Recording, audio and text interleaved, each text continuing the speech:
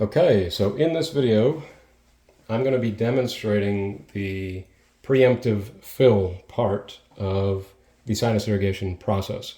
I do this maybe up to 3 times a year at most, so that I don't have to do it any more than that, right? I don't want to do this once a week. I don't want to do this even once a month or once a quarter. I mean, I really want to do it twice a year kind of thing. And so that's why I have purchased so many of these guys. You can only get these at Walgreens, mainly because they're only made for Walgreens. And so .com, of course, that's how I get them. And they'll last you, 10, 15 years, easily. I mean, one of these I just recently threw away, my original one, and that was, I would say, 25 years old. All right, so, and the only reason I threw it away was because these little guys got rubbed off, and it was just strictly for aesthetics that I went ahead and tossed it. The nice thing about these is it allows you to pre-fill every one of your sessions in terms of the ingredients. And so what are the ingredients? Just as the document says, that I'm going to be creating a Word, like a Google Word doc for, and I'm going to be throwing it into the description link. Some of you have it already physically because I've emailed it to you. You can simply just use this paper plate here as your base to catch any of the overflow. You're going to grab your salt. The salt you want to always use is the Morton sea salt that is fine, right? That'll allow everything to dissolve the fastest. This does not contain, you'll see the notice here, sufficient iodine. Not a big deal. We're doing it through the nose, and guess what? You don't want the iodized version anyway in your nose. So that works out perfectly. So I do it over a paper plate to catch all the overflow, and I literally just get real liberal with it and just throw this all over the place and let it, be sloppy so that you're not, this is not a stressful situation, right? Be sloppy with it. Then you do your pinch of baking soda. And so, before I get in there, although I already did this before I started the video, I'm going to do it again on film, just in case, to show that I do like to sterilize myself prior to going into the baking soda, because I have a spoon in there that I reuse, and so I like to sterilize. But anyway, so I go in there, and yes, that was isopropyl alcohol, and then I just take a whole bunch of this, right? Oh wait, hang on. I missed a crucial step. You'll get a lot of that in the hinges.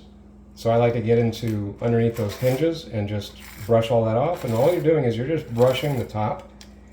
And you'll create some cavitation, but that's fine, because that's actually kind of what you want, so that when you sprinkle your baking soda on top, it has a place to land, and you can close these lids later with ease.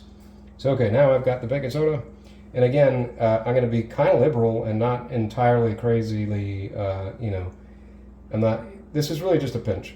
So imagine putting enough that would translate to you doing a pinch with your fingers, and you're just putting a little bit into each one of these, and that's all you're doing.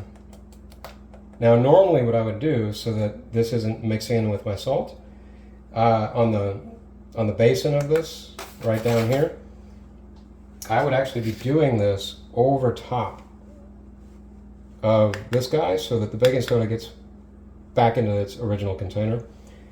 I'm not doing that right now just because I don't know, but that's normally how I would do it. And that's kind of what that looks like now, right? You can see hopefully on camera, the difference in color, because you've got the salt as your base and then just a pinch of baking soda.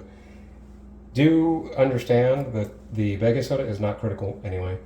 If you forget the baking soda, all it does is it just makes it a little bit uncomfortable, a little bit acidic when you're doing this, and you'll kind of feel it in your throat. But it's not a big deal. The reason you're doing the baking soda is to make it more comfortable so that you're alkalizing your mixture. It just brings that pH up and the acidity down. That's all you're doing there. And that's it. So now you've got everything in here that you want, the way it should be, and that's that. As a bonus, I will show you a little bit more. As you can tell, I've got the machine in the background.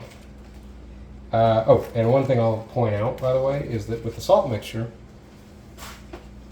what I will do is fold this guy like that, and then I'll have another perfectly clean, unused, new plate down here.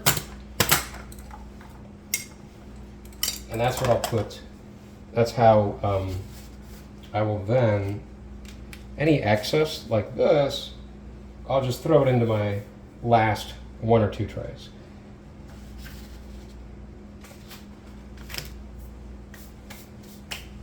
And then the bonus round is basically me showing you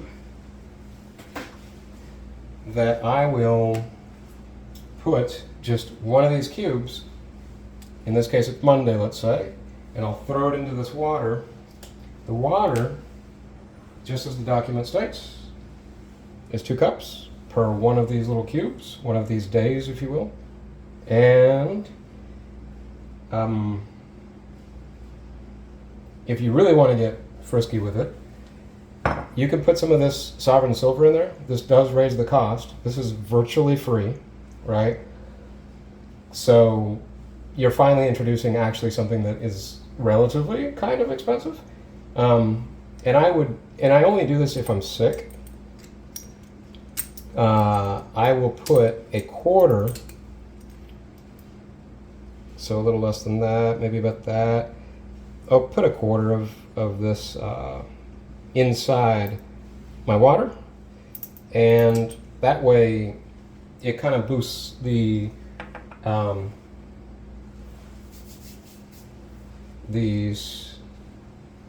disinfection quality of the water that's going into your sinuses.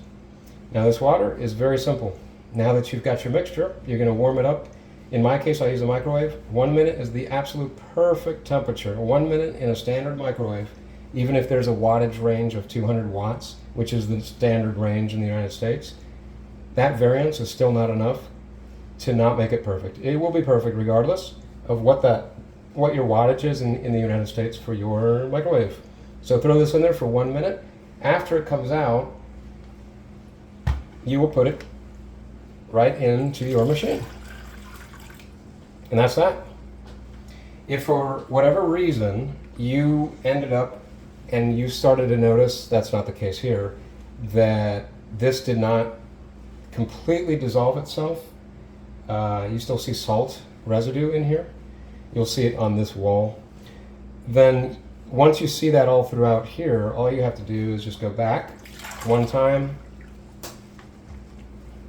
and then do it again into here. Check if you have any sort of residue here, then you do it again. You will not, and you'll never have to do it a 3rd time, by the way, and then you're done. Now, that will only happen if you didn't make all of these ahead of time.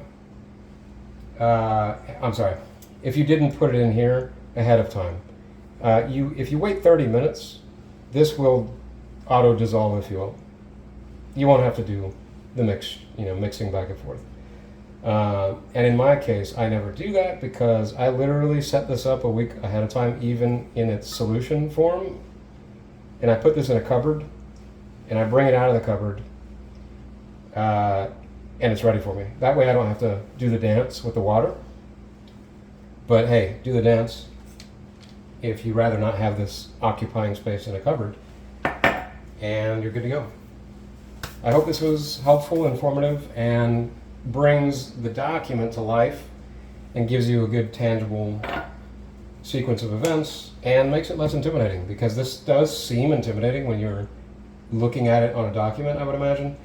Let's just say I was intimidated initially, and once I broke this all down and found out that the exact requirement can fit into one of these containers each time, and all you do is you just flip this up.